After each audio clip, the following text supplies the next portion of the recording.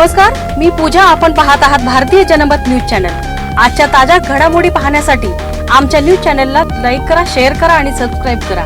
पाटणमध्ये राष्ट्रवादी शरद पवार गटाच्या नेतृत्वाखाली सत्यजित सिंह पाटणकर यांच्या मार्गदर्शनाखाली महाविकास आघाडीने भ्रष्टाचारी सरकारविरुद्ध जोरदार मोर्चा काढला.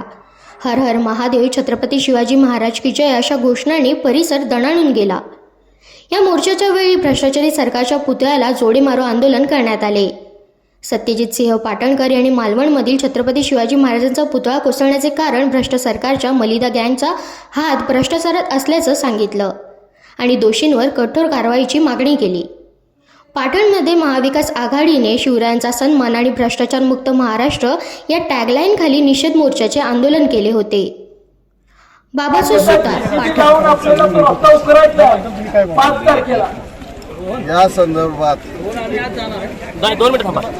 विरोधकांनी राजकारण करायचं हा एकदम चुकीचा आरोप. या ठिकाणी नुसते विरोधकच नाही, सरकारला पाठिंबा देणारी जनता सुद्धा उभी आहे. आज अख्खा महाराष्ट्र पक्षपात विसरून या ठिकाणी निषेध करायला रस्त्यावरती उतरले. त्यामुळे राजकारण यामध्ये आणलंय हे काय तुम्ही सांगण्याची आवश्यकता.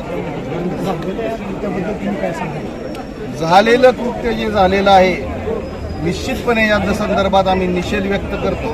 फक्त या ठिकाणी झालंय म्हणून सोडून चालणार नाही, याची चौकशी झाली पाहिजे नाही.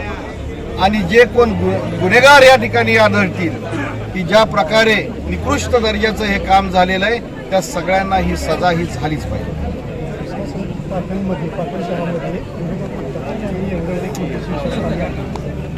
पाटण शहरामध्ये किंवा पाटण भागामध्ये बरेचसे बोर्ड लागलेले आहेत विकास कामांची.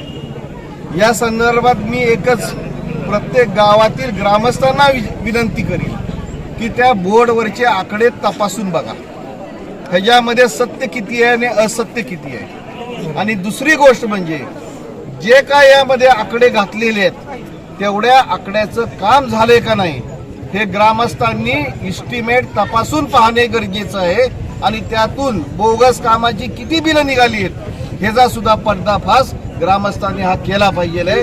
तरच आपले पैसे इथून पुढे सुरक्षित राहतील. कारण हे सगळे जे पैसे आहेत या विकास कामाचे हे आपण भरलेल्या करातले पैसे आहेत. आणि या करातल्या पैशांवरती या मलिदा गँगनी जो डल्ला मारलेला आहे, हा डल्ला बाहेर काढण्याशिवाय आता पर्याय राहिलेला नाही.